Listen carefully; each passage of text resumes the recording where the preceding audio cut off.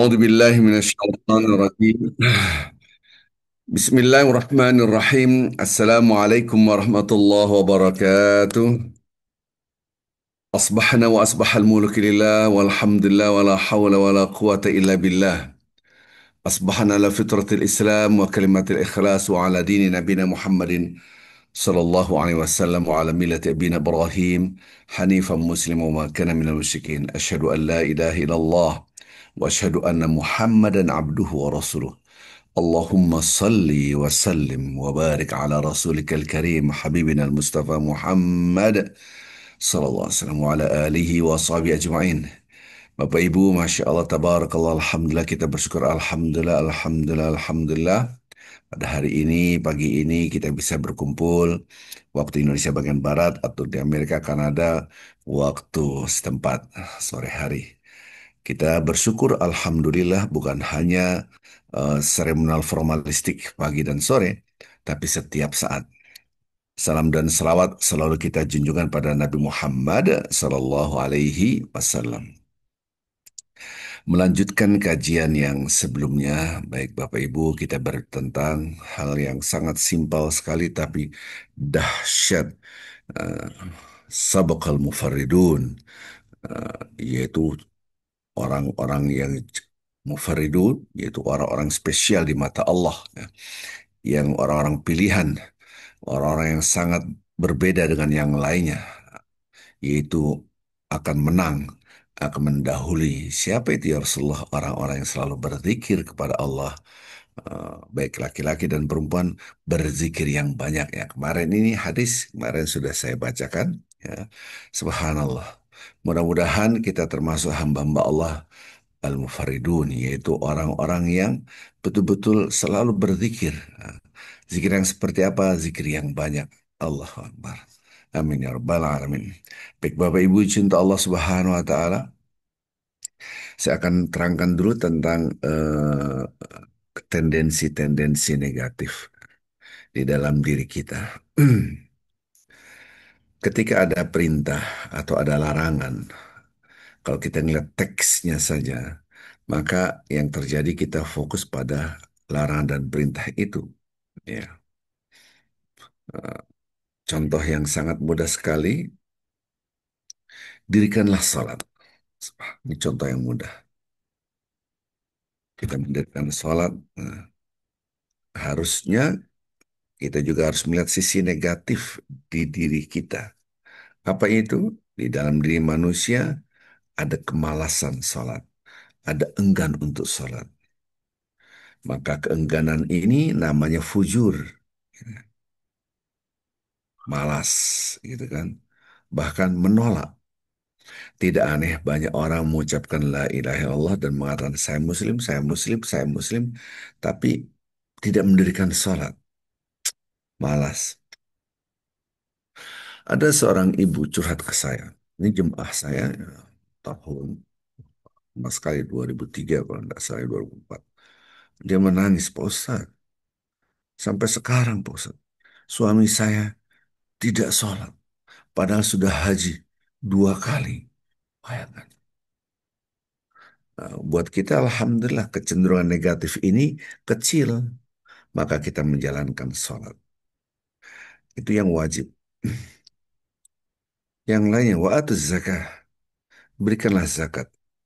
Di dalam kita harus melihat, oke, memberikan zakat. Tapi juga kita harus melihat kecenderungan negatif dalam perintah ini. Kecenderungan di mana?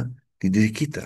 Ketika Allah menyuruh berzakat, maka di dalam diri kita ada unsur yuhibbunal mala hubban jamma, sangat mencintai harta yang dahsyat. Maka perilaku kita keluarlah dari fujur ini, namanya perhitungan bakhil, kikir, sampilik keriang, gitu orang Minang bilang, koret, medit, apapun namanya. Nah, ketika fujur ini dan sisi negatif ini tumbuh, keluarkan zakat. Maka perintah itu menekan yang negatif. Subhanallah. Jadi segala perintah, begitu juga larangan. Sama, larangan juga begitu. Wala taqrabuz zina. Kita ngeliat teksnya, jangan dekat zina. Tapi kita harus melihat sisi negatif dalam diri kita. Kenapa Allah melarang itu? Karena kecenderungan kita untuk mendekat. Siapapun dia. Walaupun seorang kiai, walaupun seorang ustadz, sampai pun walaupun seorang nabi. Yusuf contohnya. Walau hammat bi wa hamma biha. Ini Al-Quranul Karim, surat Yusuf ayat 24. Perempuan itu ingin sekali berhubungan, melampiaskan nafsu biologis. Walau hammat bi wa hamma biha. Nabi Yusuf juga manusia, ini redaksi Al-Quran. Dan Nabi Yusuf juga ada kecenderungan untuk itu. Tapi dilindungi oleh Allah, tidak sampai melakukan hal yang dilarang oleh Allah. Kecenderungan negatif ini yang harus kita perhatikan. Allah. Maka setiap insan ada kebutuhan biologis yang mana dia ingin merasakan kenikmatan seks, maka diberikan. Nafsu ini letakkan di takwa menikah. Jangan meletakkan di fujur. Subhan- Ini pernah saya terangkan juga. Ada perintah, ada larangan. Berdampingan. Kulu washrabu. Ada perintah ini berarti lihat kecenderungan negatif. Kadang-kala orang menyiksa diri. Saya nggak mau makan. Maka kadang-kala kita lihat aksi idrabut ta'am. Bahasa Arabnya idrabut ta'am itu artinya adalah aksi eh, tidak makan. Mogok makan. Jadi ketika ada sebuah kecenderungan ini diperintahkan, makan, minum, nggak boleh Anda. Waltulku anfusakum minat tahluka. Jadi perintah Allah pasti ada kecenderungan untuk menolak perintah itu. Ini perintah. Ujungnya ada larangan. Walatus rifu. Jangan berlebih. Bayang. Berarti kita lihat sisi negatif dari diri kita. Kecenderungan untuk melakukan berlebih itu besar. Jadi ketika kita makan, makannya nikmat. Masya Allah, kemarin saya dikasih makan. Eh, Masya Allah. Makanannya Allahu Akbar. Nikmat sekali. Sambal ikan. Dah, itu aja. Sama terong. Dah, nggak lebih dari itu. Masya Allah. Dikasih Bapak Iman kemarin. Bahkan Masya Allah. Allahumma sholli Muhammad. Allahu Akbar. Allahu Akbar. Mau nambah, mau nambah nasi, mau nambah bisa. Satu piring lagi bisa, dua piring pun bisa. Udah cukup sampai di sini. 200 ribu. Uh, Padahal di masih ada, ini masih ada pesan makanan pun masih bisa. Cenderungan untuk israf, kan wala tusrifu, jangan berlebih. Di dalam sisi negatif kita ada kecenderungan untuk itu. Apalagi makanannya nikmat Allah. Ya alladzina amanu ijtanibu katsiran minadh-dhann. Hai orang-orang beriman, jauhilah prasangka. Menjauhi berarti dia dekat. Kalau sudah jauh tidak mungkin disuruh jauh. Jauhilah prasangka. Berarti Anda, di dalam diri Anda, kedekatan dengan prasangka itu besar. Kita ngeliat nih, ngeliat seorang, orang ini jangan-jangan ada maunya. Orang ini bajunya bagus, sok banget sih. Mentang-mentang orang kaya, astagfirullahaladzim. Kita mengotori hati dan pikiran kita dengan prasangka-prasangka. Uh, Dia sok banget, pamer-pamer, pamer harta, pamer ilmu, pamer bla bla bla bla, bla bla bla. Ih, jangan-jangan orang itu, jangan-jangan, jangan-jangan, jangan-jangan. Terus, maka, maka kecenderungan untuk berprasangka buruk itu besar.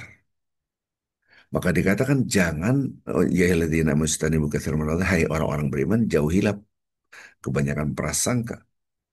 Inna ba'dadh ism. Karena sebagian besar prasangka itu adalah dosa.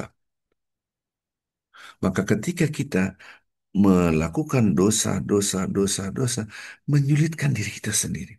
Maka kadang-kadang tanpa kita sadari, Man amila salihan falinafsih wa man asa'a fa'alaiha wa ma rabbuka bidzallamin lil 'abid. Barang siapa yang berbuat kebaikan, sesungguhnya dia telah berbuat kebaikan buat dirinya sendiri.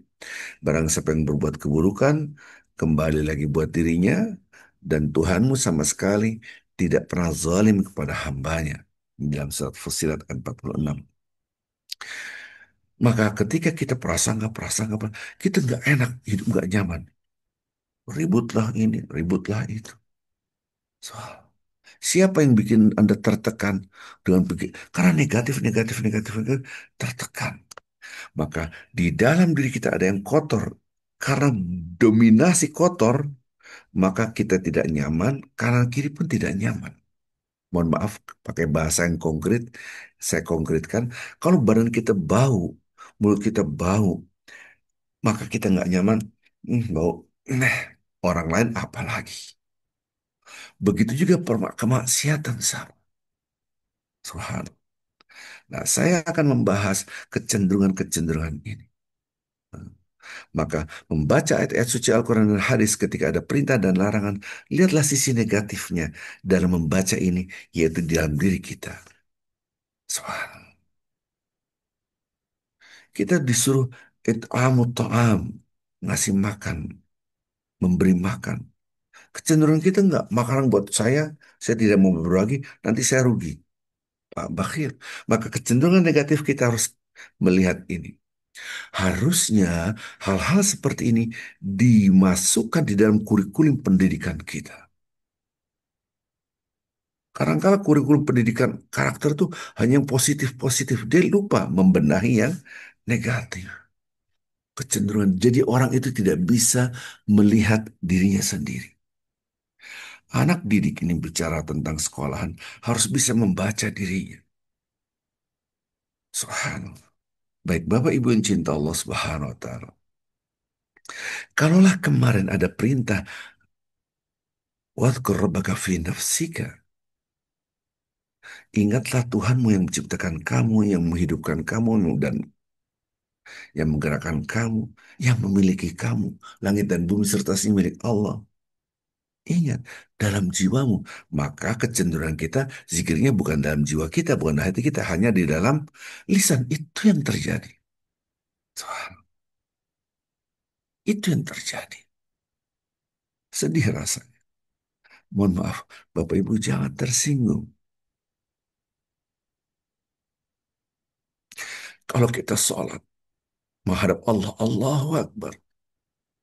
Sejak takbiratul ihram sampai salam.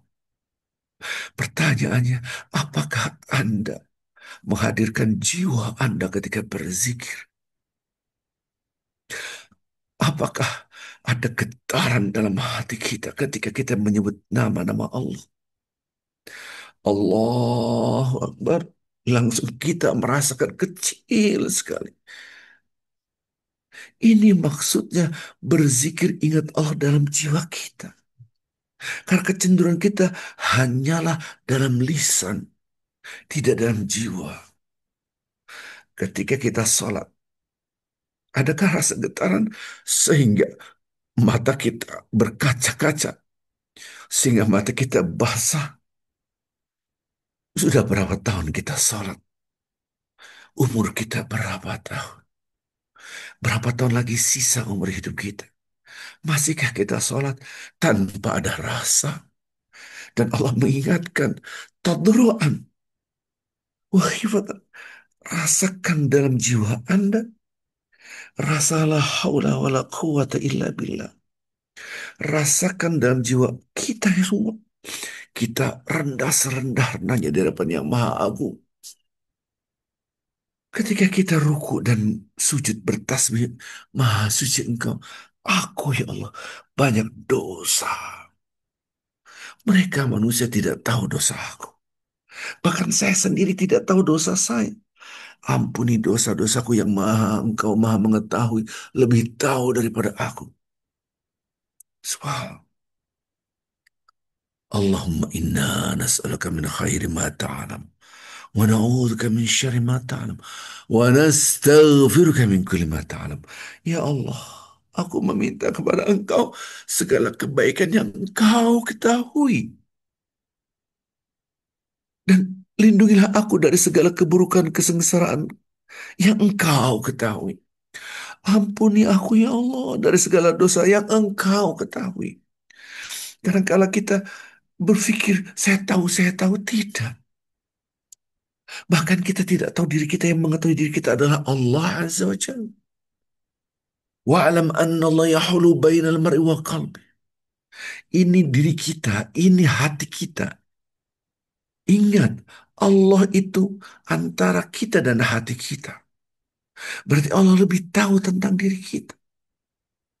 Ketika kita salat Allahu Akbar dan kita membesarkan selain Allah, Allah Maha tahu. Hambaku lisannya mengatakan Allah Maha besar, tapi dalam pikiran hatinya bukan aku. Subhanallah. Dia tidak mampu menghadirkan aku dalam jiwanya. Allah tahu, Bapak Ibu. Kita barusan sholat 2 rakaat.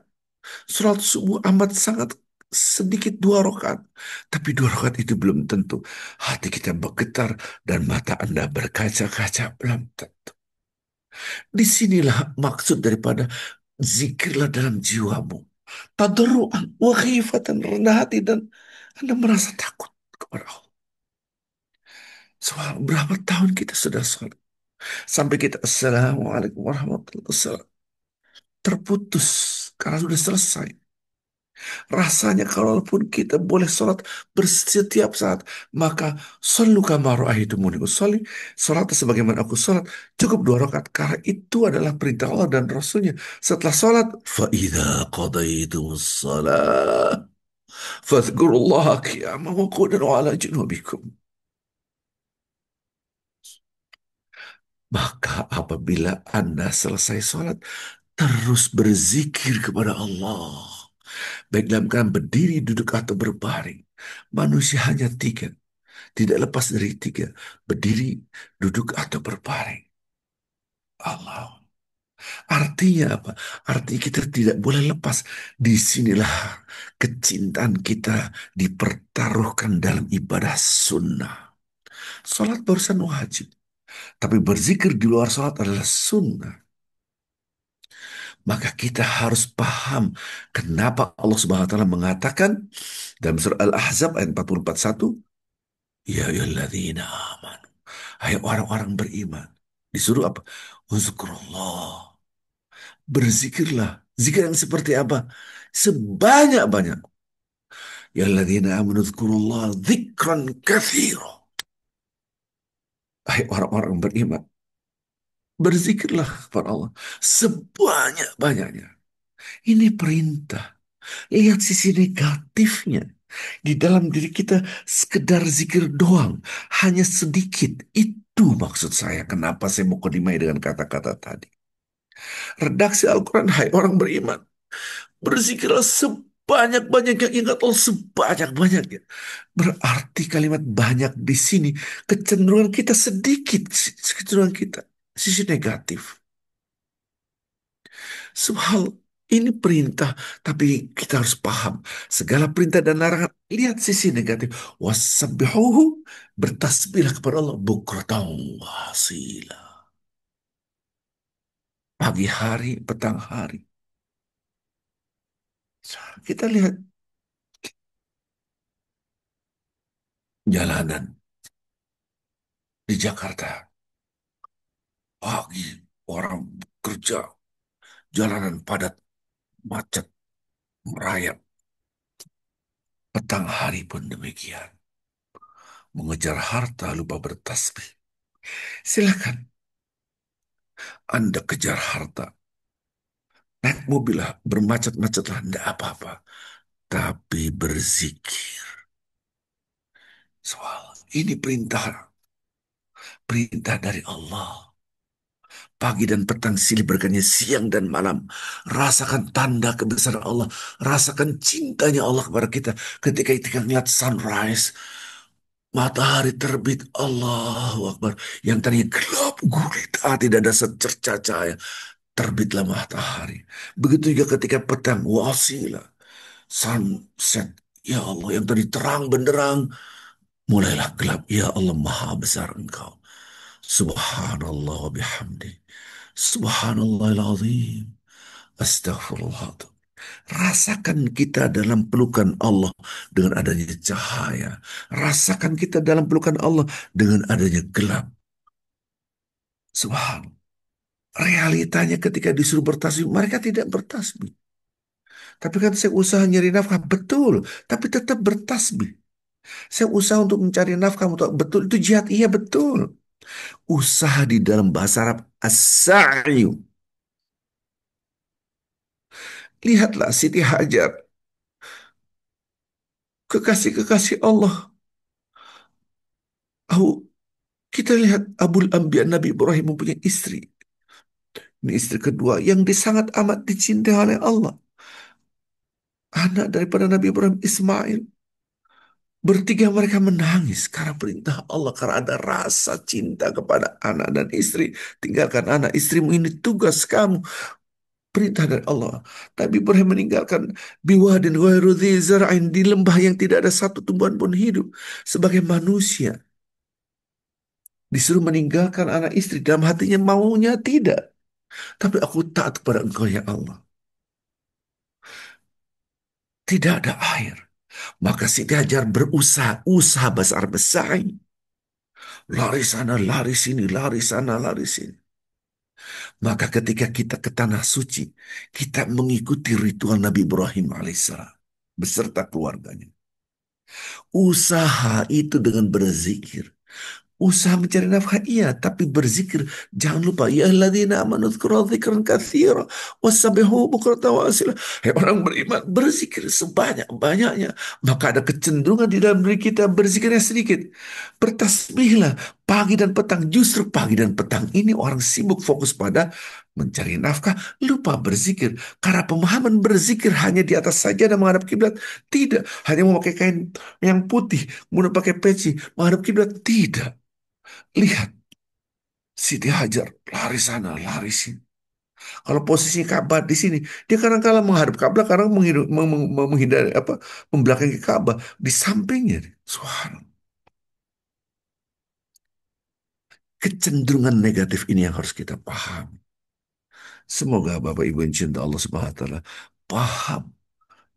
Tadi kemarin kita sudah menjelaskan, memahami, disuruh berzikir, hati kita harus disuruh berzikir.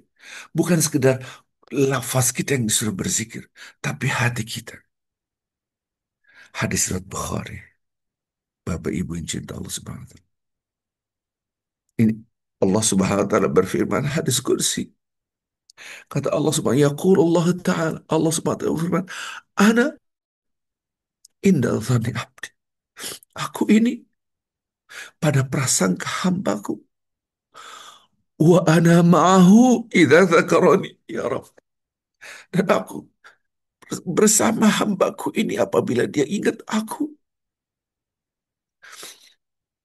Lihat, fa in dzakarani fi nafsi, dzakartu fi nafsi. Allahu Akbar. Apabila hambaku itu dia ingat dalam hati dan pikirannya, dalam jiwanya selalu ingat Allah, aku pun demikian mengingat dia dalam diriku. Subhanallah. Oh,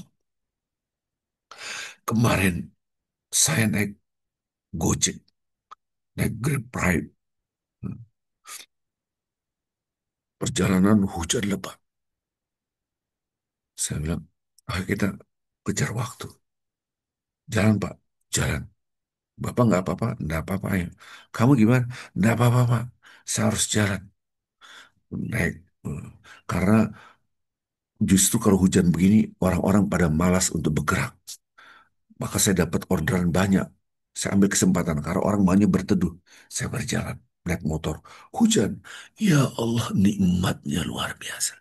Setiap tetesannya Allah, ini rahmat engkau, ini rahmat engkau. Selalu berzikir, ya Allah, Masya Allah, Tabarakallah. Ketika kita merasakan air di kulit kita, ya Allah, Alhamdulillah. Selalu berzikir. Ingat, Allah pun mengingat kita. Betapa bahagianya kita selalu bersama Allah. Dingin, hujan lebat bertambah lebat.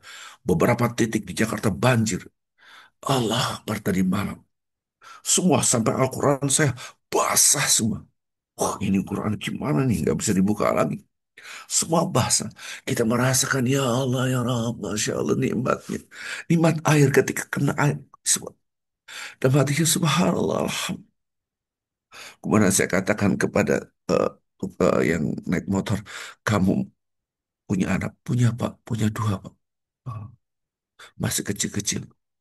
Saya bilang, mau nggak saya kasih amalan supaya rezeki kamu Allah yang ngatur. Bapak memang kerja apa? Oh, saya nggak ada kerjaan yang nggak digaji bulanan. Oh, Bapak nggak ada kerja? Enggak. Saya gini aja lah, ngajar-ngajar. Oke. Rezekinya ada dari Allah. Saya ajarin, akhirnya saya ajarkan. Kamu ada dua pesan. Banyaklah bertasbih, bertahmid, dan beristighfar. Subhanallah bihamdihi subhanallah. Astagfirullah wa atubu ilaih. Istighfar. Allahumma salli wa sallim wa barik ala sayyidina Muhammad wa ala ali sayyidina Muhammad. Banyak salawat. Yang kedua, banyak nolong orang aja. Insya Allah, itu aja wasiat saya. Siapa? Subhanallah. Dia mencari nafkah untuk anak istrinya. Luar biasa. Bapak Ibu yang cinta Allah. Nanti kita mandi, rasakan air di tubuh kita. Dan hati kita berzikir, bukan berzikir di WC, tidak boleh kamar. Tapi hati kita, ya Allah, nikmat sekali. Sampai pun mohon maaf, Anda pup dan pipis. Anda rasakan, oh, keluar baru kita ungkapkan karena tidak boleh berzikir baru kita mengatakan ghufranaka ampunan engkau ya Allah alhamdulillah ladzi adhaba anni hadza wa afani. Aku bersyukur engkau telah mengeluarkan kotoran dari tubuhku dan engkau memberikan kesehatan. Peganglah makanan minuman, rasakan cinta, ingat kata-kata Allah azza wajalla, kalau hambaku mengingat dalam pikirannya, hatinya, dalam jiwanya, aku pun begitu mengingatnya. Siapa yang tidak bahagia? Kita selalu diingat oleh Allah azza wajalla. Subhanallah. Mudah-mudahan hadis riwayat Bukhari ini kita akan kaji lagi lebih lanjut. Mudah-mudahan ada manfaatnya. Saya mohon maaf yang sebesar-besarnya. Subhanakallah wa bihamdik. Asyhadu an la ilaha illa anta. Astaghfiruka wa atubu ilaik. Assalamualaikum warahmatullahi wabarakatuh.